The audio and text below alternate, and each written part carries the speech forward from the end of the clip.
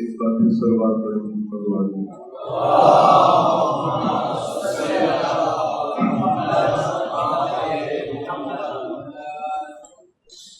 أعوذ بالله من الشيطان الرجيم بسم الله الرحمن الرحيم الحمد لله رب العالمين خالق الملائكة أجمعين والصلاة والسلام على سيد الأنبياء والمرسلين وعلى أهل بيته الطيبين الطاهرين المأمونين وعلى صحبه المهتدين أما بعد فقد قال الله تعالى في القرآن الحكيم وهو أصدق القائلين أعوذ بالله من الشيطان الرجيم بسم الله الرحمن الرحيم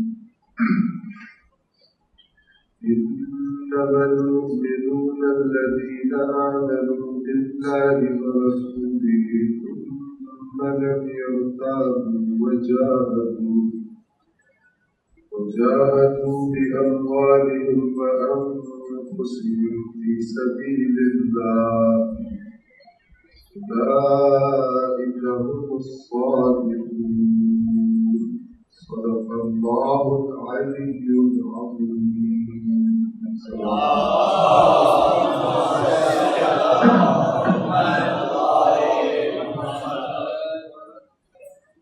قرآن کریم کی سورہ مبارکہ الحجرات کی آیت نمبر 15 آپ کے سامنے ہم چند دنوں سے تلاوت کر رہے ہیں، جس میں اللہ تعالیٰ ارشاد فرماتا ہے کہ مومن تو صرف وہ لوگ ہیں جو اللہ اور اس کے رسول پر ایمان لائے، پھر شک اور تردد نہیں کیا اور اپنے مالوں سے، اموال سے اور اپنی جانوں سے اللہ کی راہ میں جہاد کی، یعنی دونوں چیزوں کو اللہ کی راہ میں لگایا۔ اولئک هم الصادقون، اور آخر میں فرمایا کہ یہی لوگ سچے ہیں، یعنی اپنے ایمان کے دعوے میں سچے ہیں۔ صلوات پڑھیں۔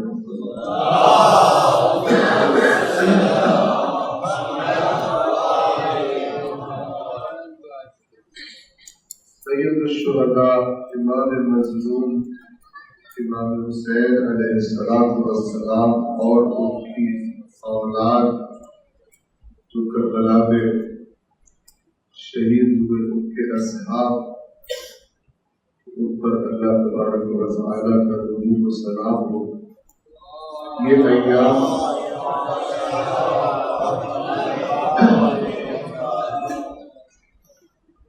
ایام ان کے اس اقدام کی طرف متوجہ ہونے کے دن ہے،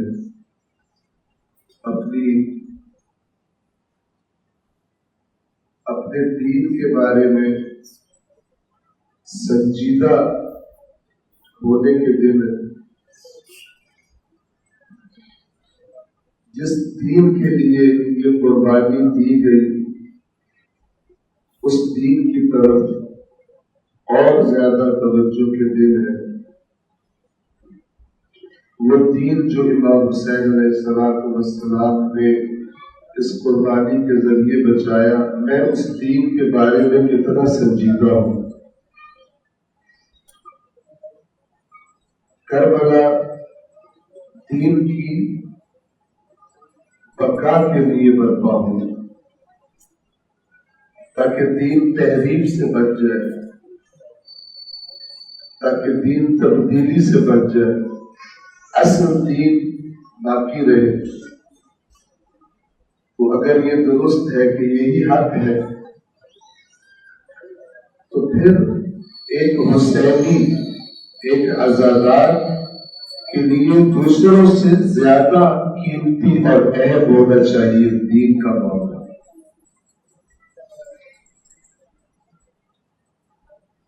اور ہم آیات قرآن سے اور مرابین اہل بیت سے، کبھی ان کے خطبات سے آپ کی خدمت میں دین کی فہم، دین کو سمجھنے کی کچھ بنیادیں بیان کرنے کی کوشش کرتے ہیں.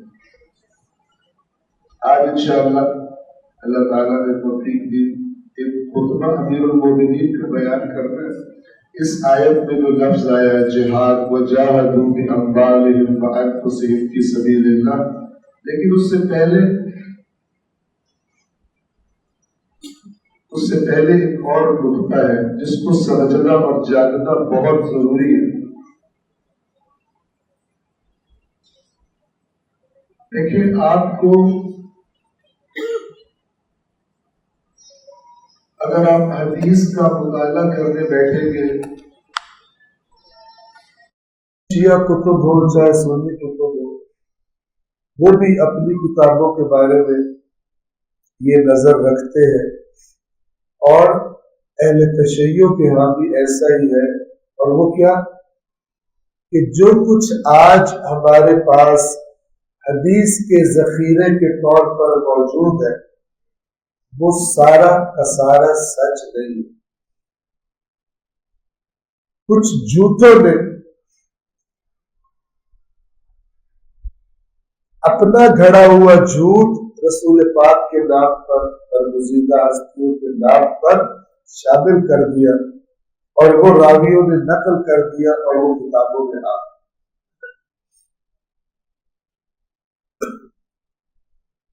اس کی ایک مثال آپ کی خدمت میں عرض کروں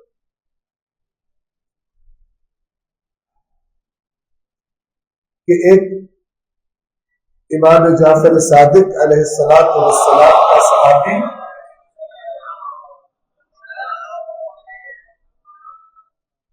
وہ کسی شہر جاتا ہے، سفر کرتا ہے، وہاں پر اس کی ملاقات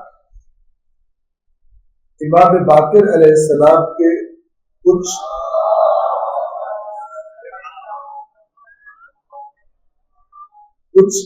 اصحاب سے ہوتی ہے، یعنی جو امام کے زمانے میں ان سے ملے تھے اور ان سے استفادہ کیا تھا. تو وہ دیکھتا ہے کہ ان کے پاس مکتوب حالت میں، نوشتہ حالت میں، ریٹن کچھ فرامین موجود ہیں امام باقر علیہ السلام. تو وہ ان سے کہتا ہے کہ دکھاؤ مجھے. اس کو تھوڑا اجنبی لگتے ہیں، تھوڑا معاملہ مشکوک لگتا ہے. تو وہ ان سے کہتا ہے کہ مجھے دکھائیں. میں اس مکتوب کو لے جاؤں گا امام صادق علیہ السلام کی خدمت میں اور ان سے تصدیق کروا کے آپ کو دوں گا کہ یہ ان کے بابا کے فرامین ہے یا نہیں. تو وہ نوشتہ، وہ ڈاکیومنٹ، وہ جو بھی تھا وہ لے کر آتا ہے امام صادق علیہ السلام کی خدمت میں اور کہتا ہے کہ میں فلاں جگہ پہ گیا تھا، وہاں پر آپ کے بابا کے مثلاً کچھ اصحاب سے مراد جو ملے تو پھر آ گئے لوگ دور دور کے شہروں سے، کبھی موقع مل گیا کچھ استفادہ کرنے. تو ان کے پاس یہ لکھی ہوئی حدیثیں موجود ہیں اور ان پر آپ کے بابا کا نام لکھا ہے کہ انہوں نے فرمایا، امام باقر علیہ السلام نے فرمایا. آپ ان کو دیکھ کر تصدیق فرمائیں. امام صادق علیہ السلام نے ان روایات کو دیکھا اور اس حدیث کی اس روایت کے لفظ ہے کہ ان میں سے ایک کثیر تعداد کا امام نے انکار فرمایا اور فرمایا کہ یہ میرے بابا کی فرامین نہیں. اور پھر فرمایا، نام لیے بعض افراد کے کہ یہ لوگ اور ان کے ساتھی کہ اللہ ان پہ لعنت کرے، یہ ہمارے شیعوں کے اندر گھس جاتے ہیں. شیعہ کتا ہمارے ماننے والوں کا لبادہ اوڑھ کے، کون سا مشکل کام، ان سے چیزیں لے لیتے ہیں اور اپنا جھوٹ بیچ میں ڈال کے پھر دوبارہ واپس کرتے. اور لوگ بعد میں سمجھتے ہیں کہ یہ امام باقر علیہ السلام کا فرمان. تو پھر فرمایا تم کوئی ایسی بات قبول نہ کرنا جو اللہ کی کتاب کی مخالفت. تو اگر کوئی احادیث کا مطالعہ کرے،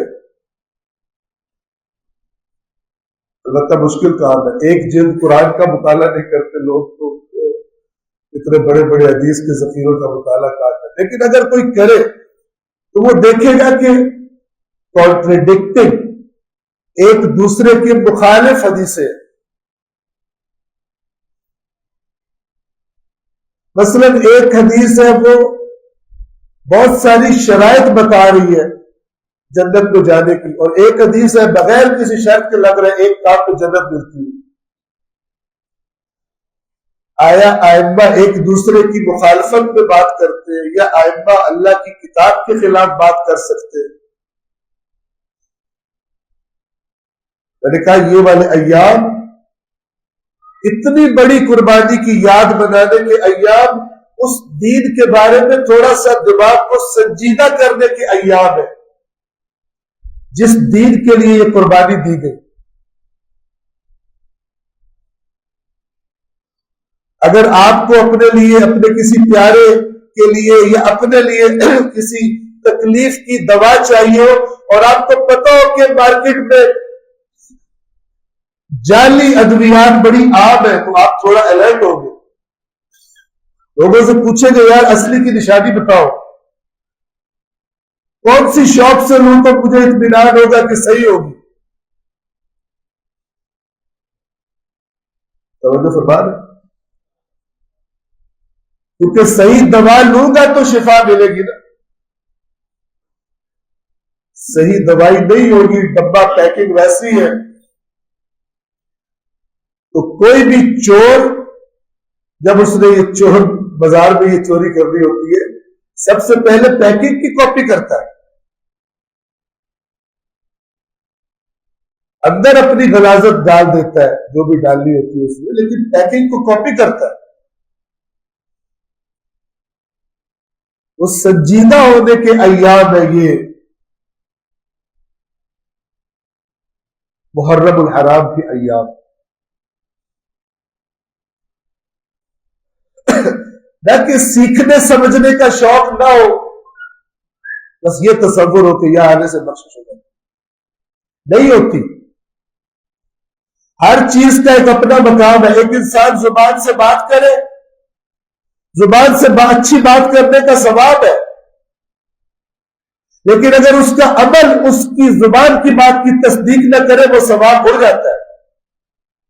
آپ قرآن پڑھیں، یہ وہ جو میں عرض کر رہا تھا، ایک بنیادی نقطہ آپ کی خدمت میں یہ عرض کرنا چاہتا ہوں، وہ یہ بات ہے پورے قرآن مجید میں کہ اگر اطاعت نہیں ہے، دیکھیں انسان سے خطا، کمی، کوتاہی، سستی یہ ہو سکتی ہے، یہ اللہ نے خود بتایا ہوا ہے، یہ متقین سے بھی ہو جاتی ہے، معصوم نہیں ہوتے. لیکن جان بوجھ کر روٹین بنا لینا یہ اللہ کے ہاں قابل قبول نہیں ہے. دانستہ نافرمانی کرنا یہ قابل قبول نہیں ہے، اور دانستہ اللہ تعالی کے سامنے سرکشی کر کے اس کا آلٹرنیٹ یہ نہیں ہے کہ کوئی مجلس سن لے تو وہ کمپنسیشن ہو جائے گی یا حج کر لے یا زیارت کر لے. یہ فریب ہے، یہ صریح آیات قرآن کے مخالف ہے، فرامین اہل بیت کے مخالف ہے. ائمہ کی فرامین پڑھے، فرمایا اگر کسی نے مال کسی سے دھوکے سے لیا یا کسی بھی حرام طریقے سے لیا، اللہ اس مال سے کچھ قبول نہیں کرتا. آپ توجہ فرما رہے، کبھی فرما رہے کہ جو عمل تقوی کے ساتھ ہو، تقوی کی بنیاد پر ہو، وہ تھوڑا بھی ہو تو اسے تھوڑا نہ سمجھو، کیونکہ وہ تھوڑا نہیں رہتا جسے اللہ قبول کر لے، لیکن اس کی شرط تقوی ہے. کبھی قرآن فرما رہا ہے حاجیوں کو جو تم جانور ذبح کرتے ہو، ان کے نہ خون اللہ کے پاس جاتے ہیں اور نہ ان کے گوشت اللہ کے پاس جاتے ہیں، اللہ کے پاس صرف تمہارا تقوی جاتا ہے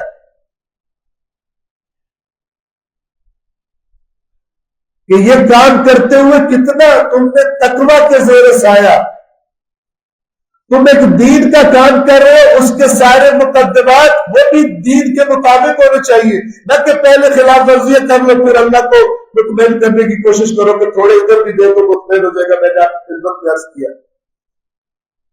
چوائس کرنا، یہ والا سوٹ کرتا ہے، دین والا یہ والا کام سوٹ کرتا ہے، میرے مزاج کو، میرا کوئی مفاد خطرے میں نہیں ہے، میری آمدن کا ذریعہ جو ناجائز ہے وہ خطرے میں نہیں، یہ والا میں کروں گا، لیکن وہ جو دین کا حکم ہے کہ اپنا آمدن کا ذریعہ ٹھیک کرو وہ میں قبول نہیں کروں گا۔ زبان سے نہ کہیں لیکن عمل سے وہی کرے،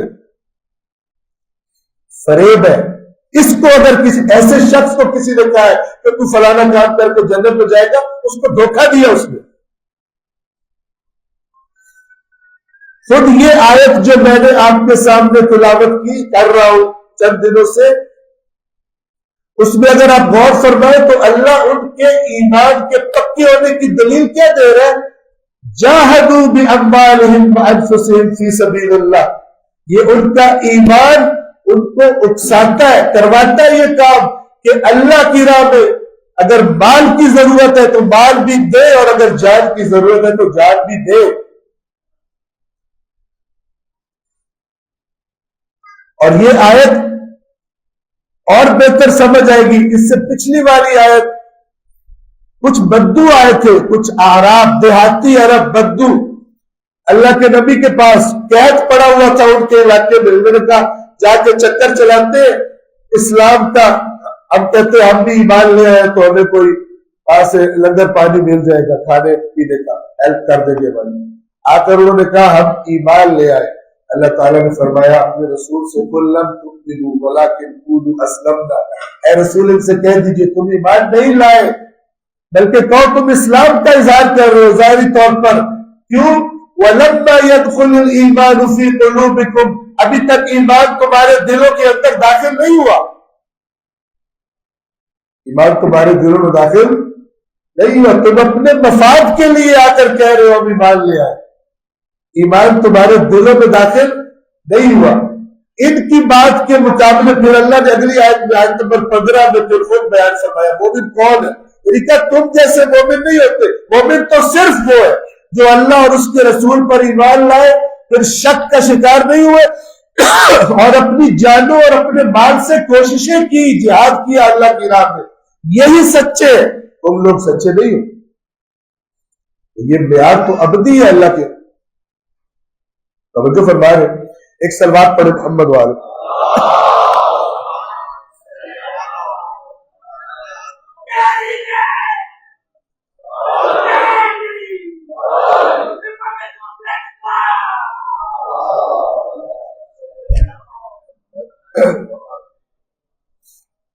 اب پھر قرآن تو بھرا ہوا ہے ان آیات سے، لیکن میں آپ کو ایک دو مثالیں جو آپ کی خدمت میں عرض کروں، اور ویسے تو سارا قرآن ہی مطالعہ کیا جائے، پڑھا جائے، لیکن آپ کو پتہ ہے قرآن مجید میں یہ چیزوں کی بہت تکرار ہے، اور اس تکرار سے اللہ تعالیٰ چاہتا ہے کہ وہ دماغوں میں راسخ ہو جائے، چیز تکرار سے دماغوں میں راسخ ہو جائے، گڑ جائے، معیار مل جائے کچھ چیزوں کو پرکھنے، لیکن افسوس ایسا نہیں ہوتا۔ اکثریت پتہ نہیں کیا پرابلم ہے قرآن مجید کے، یا قرآن کے ساتھ پرابلم ہے یا ہمارے ساتھ پرابلم کہ نہیں ہے رائٹ۔ آپ سنیے غور سے، اور آپ سے عرض کروں جب بھی آپ کوئی بہت آسانی سے جنت میں جانے والی روایت سنیں تو جو سنا رہے ہیں ادب سے، ٹھیک ہے نا، ان کے سامنے اگر سنجیدہ انسان کو چیزیں یاد رہتی ہیں تو یہ اس طرح کی آیات سامنے رکھ دی کہ اگر جو آپ کہہ رہے ہیں آپ نے تو کوئی ٹرمز اینڈ کنڈیشنز بیان نہیں کی، تو پھر اس آیت کو اس روایت کے ساتھ کیسے اکٹھا کرتے دیکھیں، آپ ہمیں سمجھائیں، پھر دیکھیں کیا ہوتا ہے۔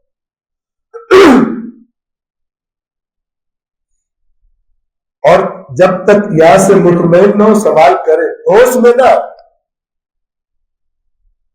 تم سمجھو گے قرآن میں نے 20 سال لگائے مجھے نہیں پتا چلا تمہیں پتا لگ ہوش عقل چاہیے بصیرت چاہیے مطمئن کرے سوال کرے بھائی ہم سوال کر رہے دوست کیوں دے رہے اتنا کلیئر لکھا یا تو کہو یہ اس کا مطلب نہیں ہے اگر وہ کئی مطلب ہوتے ہیں آپ کے کئی مطلب نکال کے دکھائے اس میں سے آپ جو کہہ رہے کئی مطلب ہوتے ہیں لیکن یہ تب ہوتا ہے جب انسان سنجیدہ ہو سنجیدہ نہیں ہوتا ہمارا پرابلم یہ ہے یہ دین کے بارے میں سنجیدگی اپنی بڑھانے کے دن کچھ نہ کچھ اپنے دینی معلومات کو ذرا فلٹر کر کے پیور چیزوں کو اکٹھا کرنے کے دن قربانی دی ہے اس کے لیے امام حسین رو رہے ہیں ہم امام حسین علیہ السلام وہ تو جو ظلم انہوں نے برداشت کیے وہ دین بچانے کے لیے برداشت کیے اس دین کا درد بھی تو ہونا چاہیے آج ہمارے معاشرے میں لوگ ہیں کیا کہہ رہے ہوتے اگر کہو کہ اہل بیت کی تعلیم بیان کرنی ہے تم نے سارا سال سوئے ہوتے ہو کہ سشرے میں صرف فضائل و مصائب ہوگے کوئی تعلیم مت بیان کرو کوئی مزاداری کے دشمن ہو تم فلان ہو یہ طبقہ ہمارے اندر موجود ساری عمر فضائل اور مصائب سنتے رہو لیکن اطاعت نہ کرو اللہ رسول اور اہل بیت کی ٹکے کا فائدہ نہیں ہوگا اپنے آپ کو دھوکے میں مت ڈالیں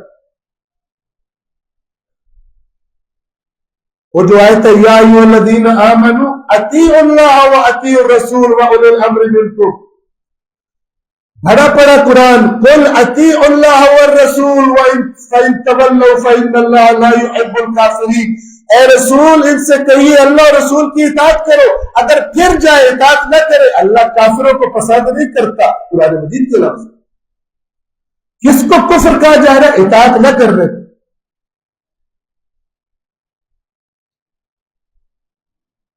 اہل بیت اطہار کے فضائل بیان ہو مصائب بیان ہو لیکن ان کی آڑ میں دین کی تعلیمات کو گم کر دیا جائے یہ مکر ہے شیطانی مکر ہے سب سے زیادہ امپورٹنٹ یہ ایام ہے اللہ تعالیٰ امام حسین کے خون کی قربانی کی برکت سے زیادہ لوگ کب جمع ہوتے ہیں اتنے لوگ مثال کے طور پر مجالس سننے کے لیے اپنے کاموں کو چھوڑ کر دن میں رات میں مجالس اٹینڈ کر رہے ہیں ان کو دین تم نے کیا کرنا ہے نہ بتاؤ اس سے بڑا مکر کوئی ہو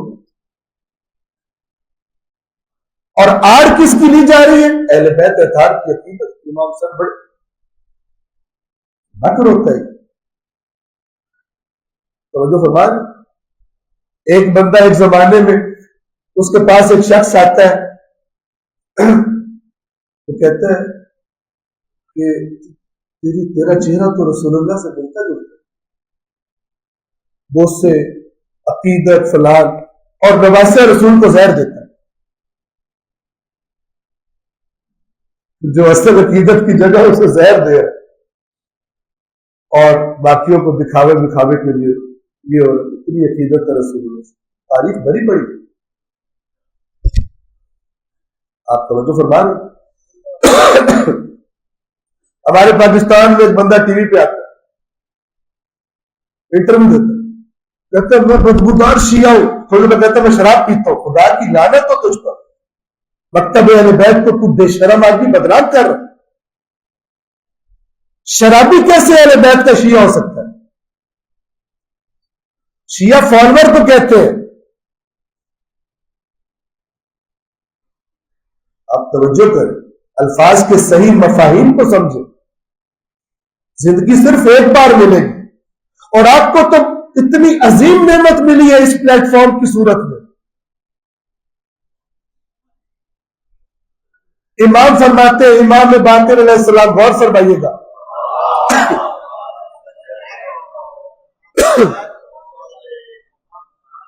کیا فرماتے ہیں पुरानी हदीस है, मैंने पहले भी आपको सुनाई है, लेकिन ये तो ऐसी है जो एक वाजिब सिलेबस है कि ये पता हो, हर एक याद हो। इमाम फरमाते हैं कि अगर कोई शख्स कहे मुझे अली से मोहब्बत है अलैहिस्सलाम, क्या उसके लिए, क्या किसी शख्स के लिए काफी है कि वो कहे उहिब्बु अलिय्यन व अतवल्लाहु, मुझे अली से हुब है और मैं अली से तवल्ला रखता हूं, थुम्मा ला यकूनु मअ ज़ालिका फ़आलन, और फिर ये कहने के बाद एक्टिव ना हो अमल करने में दीन पर, तो काफी है उसको उहिब्बु अलिय्यन।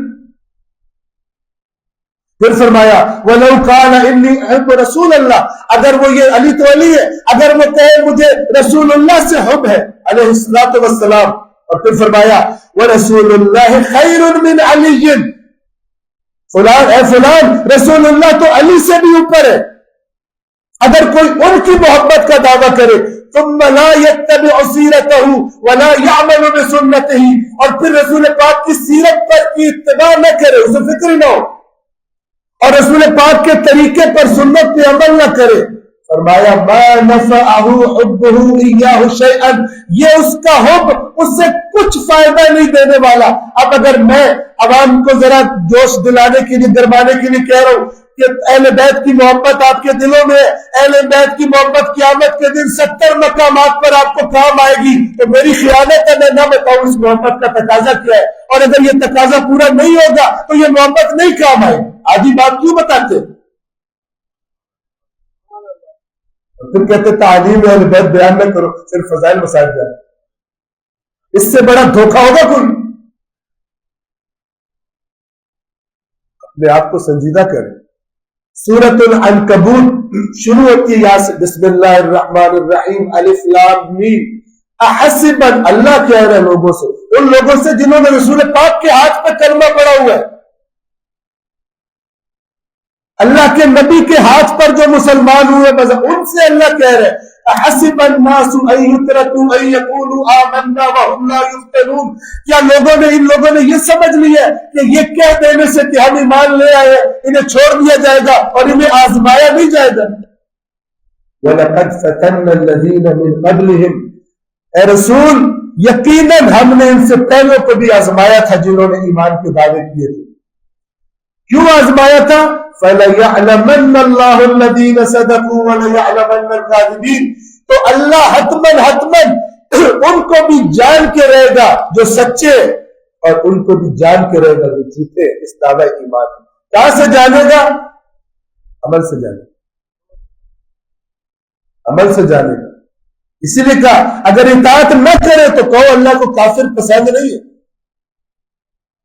इसकी सबसे बड़ी मिसाल कुरान मजीद में इब्लीस की। आप बताएं इब्लीस ने अल्लाह से क्या कहा था? या अल्लाह मैं तुझे नहीं मानता, या कहा था तेरी बात नहीं मानता? क्या कहा था? बोले बात नहीं मानता।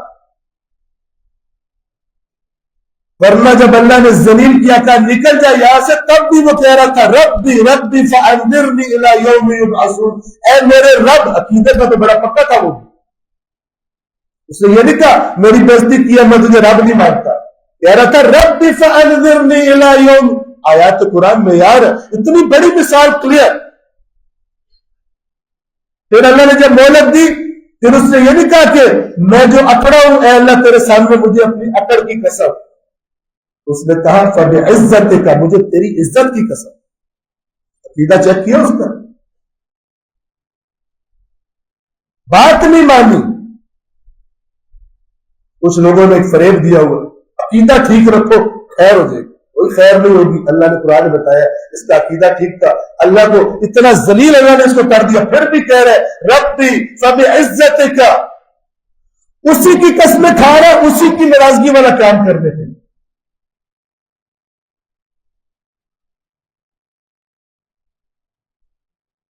जिंदगियों से अल्लाह की आयत कुरान मजीद में गौर और फिक्र, इसको माइनस करने के बाद आप समझ रहे हैं आपने वैक्सीन नहीं करवाई वबाओं के खिलाफ, वैक्सीनेशन कोई नहीं करवाई हुई आपने,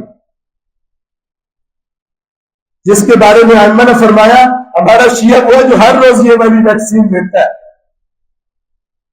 اللہ کی کتاب کی آیات کو ہر روز پڑھتا ہے، اور کیسے پڑھتا ہے وہ بھی بتایا ہوا ہے.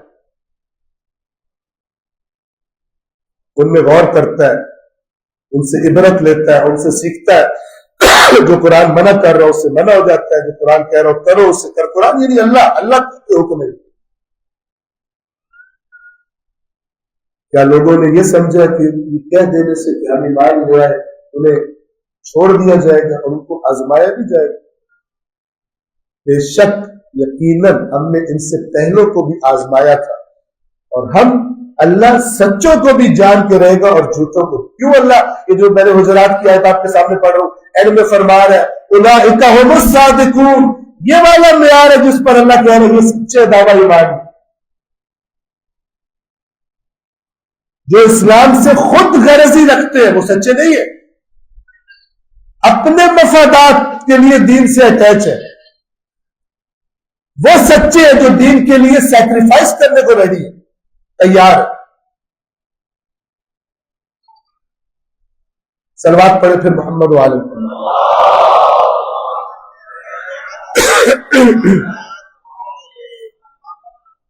اس آیت کریمہ میں یعنی سورۃ الحجرات کی آیت نمبر 15 میں لفظ کیا ہے؟ جہاد. ہم آپ کی خدمت میں عرض کر چکے جہاد بڑا وسیع معنی رکھتا ہے. اردو میں آپ کہیں کوشش، جنگ اس کی ایک شکل ہے، ورنہ اللہ کی راہ میں اللہ کی رضا کے لیے کی جانے والی ہر کوشش وہ جہاد کے دائرے میں آتی ہے. لہذا مومن یعنی مجاہد اسٹرگل کرتا ہوں. ہمیں دنیا پر ایمان ہے کہ دنیا ملنی چاہیے، اس بات پر ایمان ہے کہ مجھے اپنی پراپرٹی زیادہ کرنی ہے، اپنا مال زیادہ، اس کے لیے ہم اسٹرگل کرتے ہیں، جہاد کرتے ہیں. اللہ بھی کہتا ہے کہ میری پراپرٹی بھی چاہیے، اسٹرگل کرو. جو پراپرٹی میں نے رکھی ہے اسٹرگل کرو اس کے لیے. ایک بار پھر صلوات پڑھیے گا محمد والے.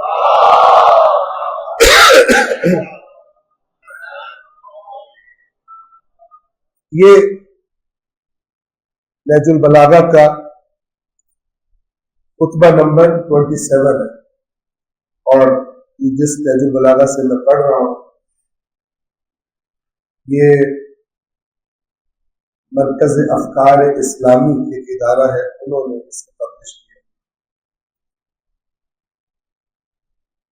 اس کی خطبوں کی ترتیب کے مطابق یہ خطبہ نمبر 27 ہے. ہو سکتا ہے بعض پبلشرز میں تھوڑی ترتیب چینج بھی ہوتا ہے. میں کہہ رہا ہوں کہ کوئی بندہ جا کے چیک کرے، دیکھے خطبے کا نمبر وہ موضوع جھوٹ بولنا کبھی کبھی رہے. اس لیے کہہ رہا ہوں نہج البلاغہ میں بعض مختلف پبلشرز کی ترتیب میں بعض وجوہات کی بنا پر فرق ہوتا ہے. امام علی اس میں صلوات پڑھیے مولا کی ذات ہے.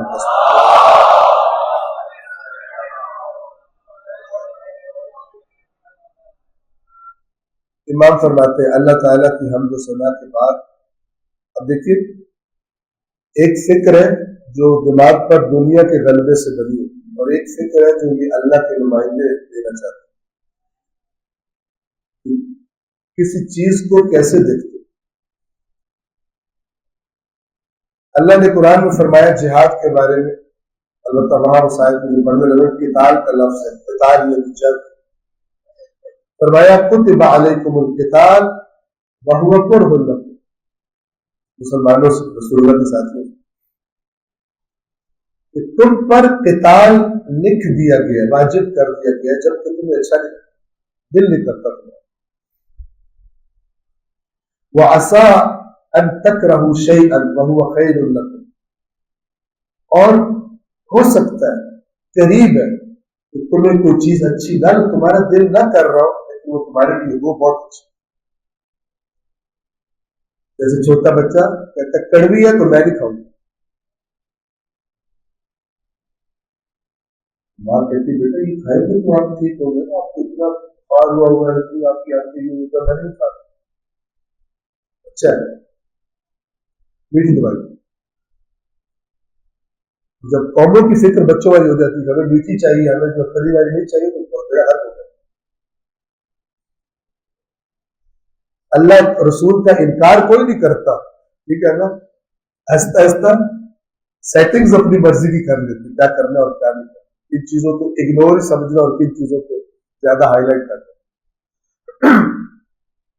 وَعَسَىٰ أَن تُحِبُّوا شَيْئًا وَهُوَ شَرٌّ لَكُمْ, اور یہ بھی قریب ہے کہ تمہیں کوئی چیز بڑی پسند ہو اور وہ تمہارے لیے شر.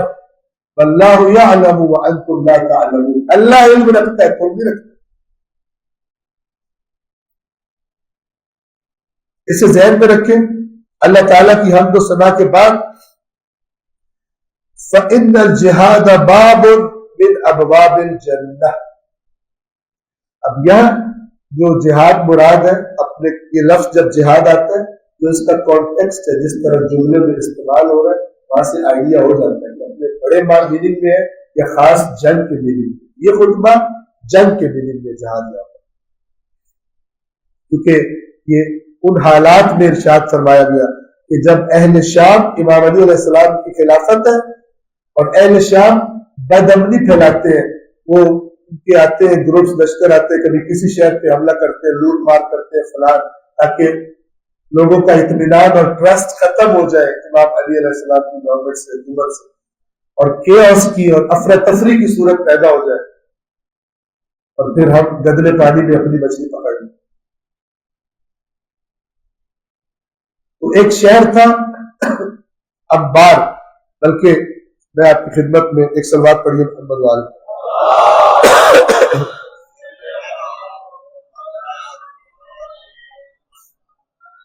اس کا بیک گراؤنڈ تھوڑا سا آپ کی خدمت میں عرض کر. جنگ صفین کے بعد شامیوں نے ہر طرف کشت خون کا بازار گرم کر رکھا تھا اور امیر المؤمنین کے حکومت کے شہروں پر جارحانہ اقدامات شروع کر دیے تھے.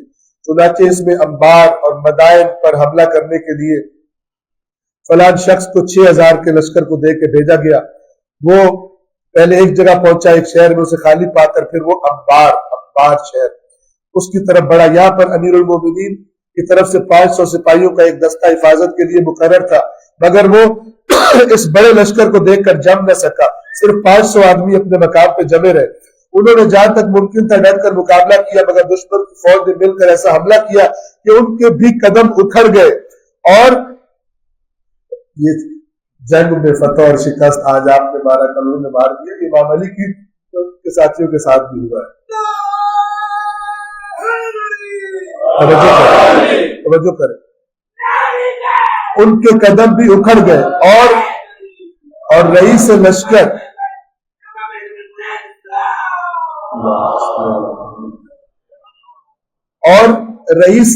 یعنی جو امام علی کے لشکر کا انچارج تھا حسان ابن حسان بکری 30 آدمیوں کے ساتھ شہید کر دیے گئے. جب میدان خالی ہو گیا تو دشمنوں نے پوری آزادی کے ساتھ انبار کو لوٹا, شہر کو لوٹا اور شہر کو تباہ و برباد کر کے رکھا. اسلامی تعلیمات کے خلاف ہے. لیکن بعد والوں نے تو مدینے کو لوٹا تھا, مدینے میں گھس گئے تھے. 3 دن فوج سے کہا کہ جو دل ہے تمہارے کرو. اولاد صحابہ کے ریپ کیے انہوں نے, جن کو بعض لوگ رحمت اللہ علیہ کہتے ہیں. وہ جو فرما رہے مسجد نبوی میں گھوڑے باندھے جو وہیں پہ ساری غلاظت کرتے رہے. 3 دن آزاد نہیں ہوئی. امیر المومنین کو جب اس حملے کی اطلاع ملی تو آپ منبر پر تشریف لے گئے اور لوگوں کو دشمن کی سرکوبی کے لیے ابھارا اور جہاد کی دعوت دی, مگر کسی کی طرف سے صدائے لبیک بلند. میٹھا میٹھا اسلام چاہیے, یاد نہیں ہوتا ہم سے. مولا علی خطبہ دے رہے, ان لوگوں نے بیعت کیا امیر المومنین, جواب رسپانس نہیں دے رہے صحیح طرح. صفین کے بعد کا زمانہ, تو آپ پیچو تاب کھاتے ہوئے منبر سے نیچے اترے. آپ کیفیت چیک کریں, علی جیسے مجاہد پیچو تاب کھاتے ہوئے منبر سے نیچے اتر آئے, اور اسی عالم میں یہ بھی مصائب ہے, اور اسی عالم میں پیادہ پا دشمن کی طرف چل پڑے. کہتے میں اکیلا جا رہا ہوں, نہیں آتا کوئی. کون؟ علی علیہ السلام. علی کو فالو کرنا مشکل ہے, بابا کرنا علی کا نام سن کے بہت آسان ہے. وہ اپنی جگہ برحق ہے, وہ ہونا چاہیے, لیکن صرف وہی نہیں ہونا چاہیے، اسی کی واہ واہ اجر پائے گی اللہ کے پاس جس کا عمل بھی پھر ہو علی کے فرامین کی اطاعت میں، اس کا بھی جذبہ ہو کہ میں نے یہ بھی کرنا۔ جب لوگوں نے یہ دیکھا تو امیر المومنین کو اکیلے ہی کہ وہ چل پڑے ادھر، تو ان کی غیرت اور حمیت بھی جوش میں آئی اور وہ بھی پیچھے پیچھے ہو لی۔ جب وادی نخیلہ میں پہنچ کر حضرت نے منزل کی تو ان لوگوں نے آپ کے گرد گھیرا ڈال لیا اور اصرار کرنے لگے، یا امیر المومنین آپ پلٹ جائیں، اب فوج دشمن سے نمٹنے آپ جائیں، ہم لڑ لیں گے فوج سے۔ جب ان لوگوں کا اصرار حد سے بڑھا تو آپ پلٹنے کے لیے آمادہ ہوئے اور سعید ابن قیس 8,000 کی جمعیت کے ساتھ ادھر روانہ ہو گئے، لیکن سفیان ابن عوف کا لشکر جا چکا تھا اور سعید ابن قیس بغیر لڑے واپس آ، یعنی وہ اپنی لوٹ مار کر کے جا چکے تھے۔ جب سعید کوفہ واپس پہنچے تو اس کے بعد جب یہ خبر ملی تو مولا غمگین ہو گئے۔ ایک روایت کے مطابق ایک دروازہ تھا کوفہ کا، باب السدہ، اگر میں صحیح تلفظ کر رہا ہوں تو وہاں پہ آ کے سر جھکا کے غم کی حالت میں بیٹھ گئے کہ جو عوام، جو رعیت جن کی حفاظت میری ذمہ داری ہے، ان پر کسی نے چڑھائی کی، ان کی عورتوں کے زیور لوٹے، ان کے گھروں میں گھس گئے اور ایسے ہی چلے گئے مار کھائے بغیر۔ اس پر غم کی حالت میں امام بیٹھ گئے اور ایک روایت یہ ہے کہ ناسازی طبیعت کی وجہ سے یہ خطبہ یہ لکھا اور اپنے غلام کو دیا کہ پڑھ کے سناؤ، اور دوسری روایت یہ ہے کہ امام نے نخیلہ کے مقام پر ایک بلندی پر کھڑے ہو کر یہ خطبہ خود ارشاد فرمایا۔ دونوں صورتوں میں ہمارا کلام امام۔ اب لوگوں کو جہاد اچھا نہیں لگ رہا، کوشش کرنا، یا جان مال کا خطرہ ہے وہاں نہیں جانے کا، جو اللہ بھی کہہ رہا ہے تمہیں اچھا نہیں لگتا، ہو سکتا ہے کوئی چیز تمہیں بری لگے اور وہ تمہارے لیے اچھی۔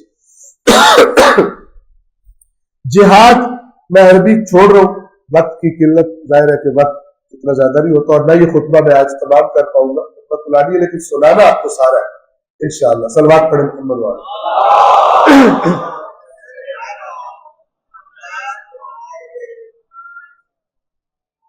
جہاد جنت کے دروازوں میں سے ایک دروازہ ہے، تم جی چرا رہے ہو، یہ جنت والا دروازہ اور یہ عام دروازہ نہیں ہے، سنیے گا امام فرما رہے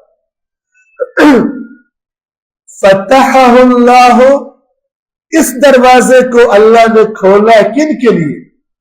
لخاصت اولیاء، اپنے خاص دوستوں کے لیے کھولا۔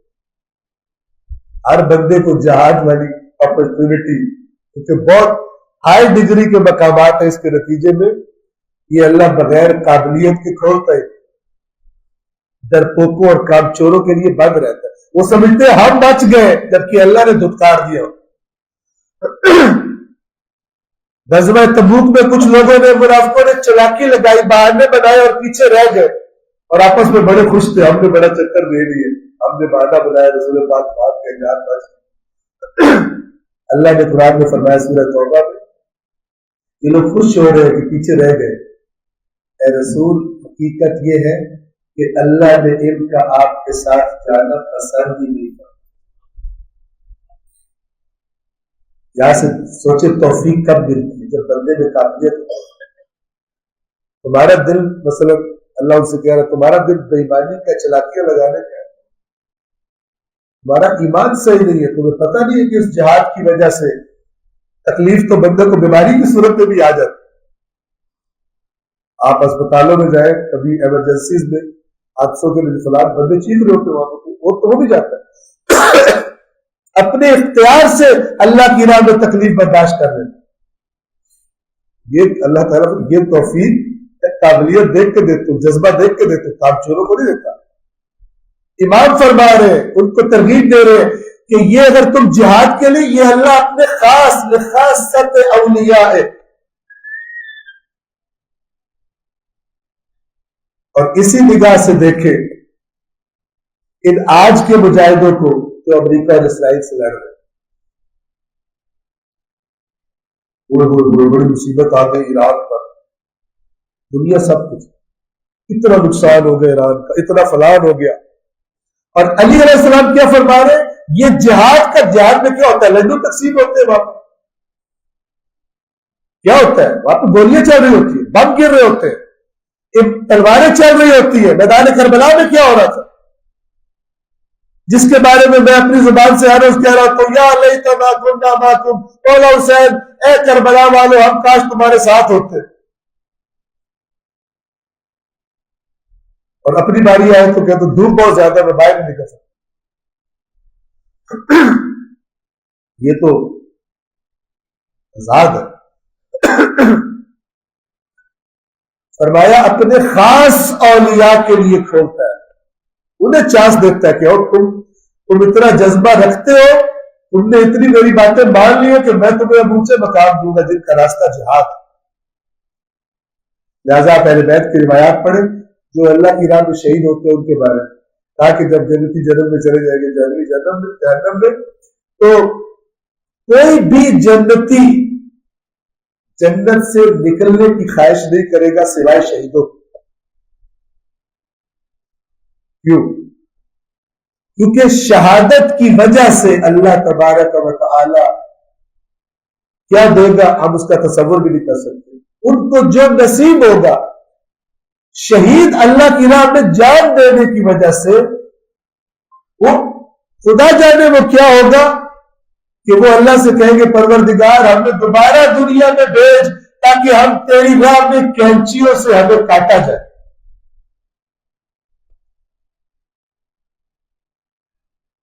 اس روایت میں یہ کہ سوائے شہداء کے کوئی جنت سے نکلنے کی خواہش نہیں کرے گا، لیکن جنتی دیکھیں گے کہ یہ شہادت سے یہ ملتا ہے تو وہ کہیں گے یا اللہ ہمیں پھر بھیج۔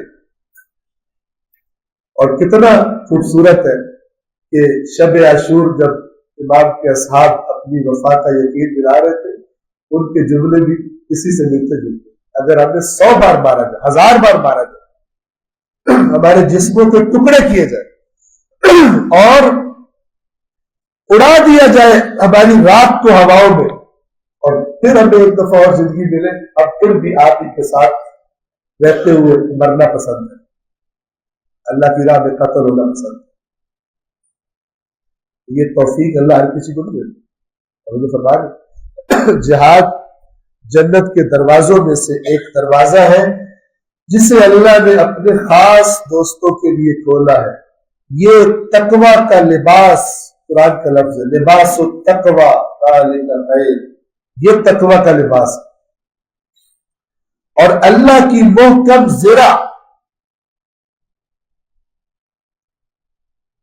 اور مضبوط سپر ہے، جو اس سے بے رغبتی رکھتے اور جان میں رغبت نہیں رکھتے، جو بے رغبتی کرتے ہوئے اسے ترک کر دیتا ہے، اللہ اسے ذلت اور خواری کا لباس پہنا ہے، دوسری قومیں ان پہ قابض ہو جاتی اور ان کو ذلیل کرتی، اور مصیبت کی چادر اللہ اسے اڑا دیتا ہے، اور وہ ذلتوں اور خواریوں کے ساتھ ٹکرا دیا جاتا ہے، اس کو لفٹ ہی کوئی نہیں، اس کی اوقات ہی کوئی نہیں ہوتی، اور بدہوشی اور غفلت کا پردہ اس کے دل پہ چھا جاتا ہے، اور جہاد کو ضائع اور برباد کرنے کی وجہ سے حق اس کے ہاتھ سے لے لیا جاتا ہے۔ یعنی وہ جو مسلط ہوتے ہیں وہ کہتے ہیں یہ کام تو نہیں کر سکتا، خبردار، کہتے ہیں جی میرا رائٹ مت کرو، تیرا رائٹ ہی کوئی نہیں، جو رائٹ ہے فائٹ از رائٹ۔ یہ ذلت کس کو اللہ دیتا ہے؟ جو جہاد سے بے رغبت ہو، ذلت اسے سہنا پڑتی ہے اور انصاف اس سے روک لیا جاتا ہے، اس پہ ظلم ہوتا ہے۔ ظالم لوگ غاصب اپنے ظلم کا بربریت کا نشانہ بناتے ہیں اور اسے کوئی انصاف حاصل نہیں ہوتا۔ کیوں؟ اس لیے کہ اللہ کے اس خاص حکم کو، اس عظیم حکم کو اس نے ترک کر دیا تھا۔ اور میں بات کو تمام اس پہ کروں یہ جو امر بالمعروف اور نہی عن المنکر ہے، آپ حدیث کی کتابیں اٹھائیں، جہاد کے باب کے نیچے اس کے ذیل میں یہ امر بالمعروف بھی جہاد کی شکل ہے۔ مجھے فرما رہے صلوات پڑھے محمد والے۔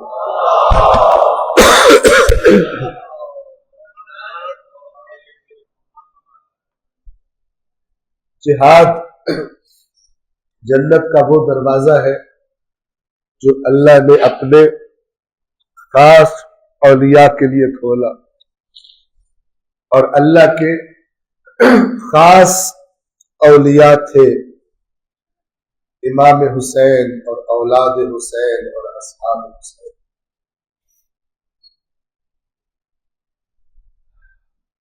اپنے دلوں کو متوجہ کرے، اہل بیت اطہار پر ہونے والے ظلموں کی طرف۔ جتنے ظلم ہوئے اہل بیت اطہار کی وجہ سے، بنیاد دین تھا۔ ان کے جد کے لائے ہوئے دین نے بعض لوگوں کو ذلیل کر دیا تھا، اور بہرحال انہوں نے اپنے انتقام لیے آل رسول،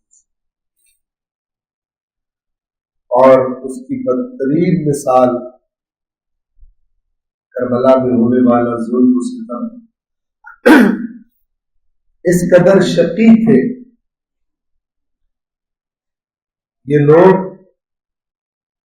آج جس ہستی کی شہادت کا ذکر کرنا ہے مجھے، اسی کے نسبت سے عرض کر رہا ہوں، اس قدر شقی تھے یہ لوگ کہ اسے بھی مار دیا جس کو دیکھ کر رسول اللہ یاد آ جائے۔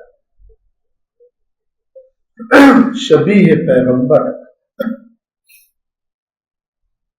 علی اکبر فرزند حسین، اذن جہاد کے لیے علی اکبر بابا کے پاس تشریف لاتے ہیں، اذن جہاد طلب کرتے ہیں۔ مجھے یہ سوچ اور فکر آتی ہے کہ حسین کو اس اعتبار سے، شبیہ پیغمبر ہونے کے اعتبار سے، شاید اکبر سے بڑھ کے کوئی پیارا نہیں۔ بیٹے تھے، جوان تھے، یہ سب باپ کی محبت کا باعث ہوتا ہے، لیکن شبیہ پیغمبر دوسرا کوئی نہیں۔ لیکن یہ شبیہ پیغمبر، حسین کی محبتوں کا مرکز علی اکبر شہزادہ، جب بابا کے پاس آتا ہے اس عالم غربت میں اور اذن جہاد طلب کرتا ہے، حسین کوئی تردد نہیں فرماتے، فوراً اجازت دی۔ حسین آیات قرآن پر عمل کرنے والوں کے سردار، جب اللہ فرماتا ہے کہ تم اس وقت تک دیکھی کہ کمال کو نہیں پہنچ سکتے جب تک اللہ کی راہ میں وہ نہ دے دو جس سے تمہیں پیار۔ حسین نے کوئی تردد نہیں کیا، علیہ الصلوۃ والسلام جناب علی اکبر کو اذن جہاد دیا، لیکن ایک بات فرمائی، اکبر میدان میں جانے سے پہلے اپنی پتریوں سے، بیویوں سے الوداع کر لو۔ علی اکبر خیموں میں تشریف لائے، الوداع کر کے جب واپس نکلے نا آزادان، تو بیان کرنے والوں نے لکھا کہ ایسا لگتا تھا کہ اکبر نے ہی اکبر کا جنازہ دیکھا ہے۔ بیویاں پکار رہی تھی، واہ غربتا، ہائے ہماری غربت، واہ مصیبتا، واہ محمدا، واہ علیہ، اکبر ہماری غربت پہ رحم کر۔ آئے بابا کے پاس، حسین نے خود تیار کیا اپنے بیٹے کو، لباس جہاد کی زیب کیا، الوداع کیا، گھوڑے پر سوار کیا۔ اکبر گھوڑے پہ سوار ہو کر چلے، ابھی تھوڑی دور نہیں گئے تھے، ایک دفعہ پلٹ کر دیکھا بوڑھا باپ بے اختیار پیچھے پیچھے چلتا۔ حسین نے فرمایا اکبر تھوڑی سی مہلت اور دے دے، تھوڑی دیر کے لیے اور رک جا، تو گویا دوبارہ گھوڑے سے نیچے آئے، اپنے بابا سے دوبارہ ملے، پھر گھوڑے پر سوار ہوئے، میدان جہاد میں گئے۔ علی کا خون اکبر کی رگوں میں ہے، جہاد کرنا شروع کیا، لوگوں کو جہنم کا راستہ دکھانا شروع کیا، اشقیاء کو۔ حسین نے ایک بلند جگہ کا انتخاب کیا اپنے فرزند کے جوہر شجاعت دیکھنے کے لیے۔ کچھ دیر گزری تھی، حسین نے دیکھا اکبر گھوڑا دوڑاتے ہوئے حسین کی طرف آ رہے، قریب آئے، بیٹا کیا ہوا؟ علی اکبر فرماتے ہیں بابا ان العطش قد قتلنی، ان مہینے سے پہلے پیاس نے اکبر کو مار دیا۔ حسین نے فرمایا بیٹا واپس جا، اب تیرے نانا کوثر سے تجھے سیراب کریں گے، اب دنیا کا پانی تجھے نہیں ملنے والا۔ اکبر واپس گئے، دوبارہ جہاد شروع کیا، گرد و غبار بلند ہے، بس عزادار حسین کی نظریں گویا اس غبار میں ڈھونڈ رہی ہے اپنے بیٹے کو۔ ایک دفعہ سلام صدا بلند ہوئی، السلام علیکہ یا ابتا، علیکہ من السلام، اے بابا حسین اپنے اکبر کا آخری سلام لے لو، آقا رسول اللہ۔ دیکھیے بابا یہ رسول اللہ تشریف لائے ہیں، آپ کو سلام کہہ رہے ہیں، مجھے لے جانے کے لیے آئے ہیں۔ حسین جلدی سے اکبر کی طرف جانے لگے، لیکن مقاتل نے لکھا کہ قبل اس کے کہ حسین اکبر کے بدن کے پاس پہنچتے، لعینوں نے تلواروں سے حملہ کیا، فقتلوہ قطعوہ عربا عربا، حسین کے آنے سے پہلے اکبر کی لاش پر تلواریں چل گئی، اکبر کے گویا ٹکڑے کر دیے۔ حسین آئے، اپنے شہزادے کو دیکھا، کربلا کی ریت پر خاک و خون میں دھوتا ہے، اپنے رخسار کو شہزادے کے رخسار پر رکھا، فرمایا علی الدنیا بعدک العفا، اے میرے اکبر تیرے جانے کے بعد دنیا کے سر پر خاک ہو۔ عزاداروں بس ایک جملہ اور سن لینا، جب شہداء کے سروں کو میزوں پر بلند کر کے کوفہ کے بازاروں میں پھرایا جا رہا تھا، لوگوں کو دعوت دی گئی تھی آؤ تماشا دیکھو باغیوں کا، تو جب ان سروں کو پھرایا جا رہا ہے کوفے کے بازار میں، کوئی بوڑھا شخص ہے، اس کی نظر علی اکبر کے چہرے پر پڑتی ہے جو نیزے پر بلند ہے، چہرے کو دیکھ کر کہتا ہے کہ یہ جوان اس کا نام کیا تھا؟ لوگوں نے بتایا یہ علی اکبر ہے، یہ حسین ابن علی کا بیٹا تھا۔ وہ بوڑھا اکبر کے حسن کو دیکھ کر کہتا ہے اگر انہوں نے اکبر جیسے بیٹے کو مار دیا تھا تو پھر حسین کو مارنے کی کیا ضرورت تھی؟ ارے جس کا ایسا بیٹا قتل ہو جائے پھر وہ تو خود بخود مر جاتا ہے، حسین کو مارنے کی کیا ضرورت؟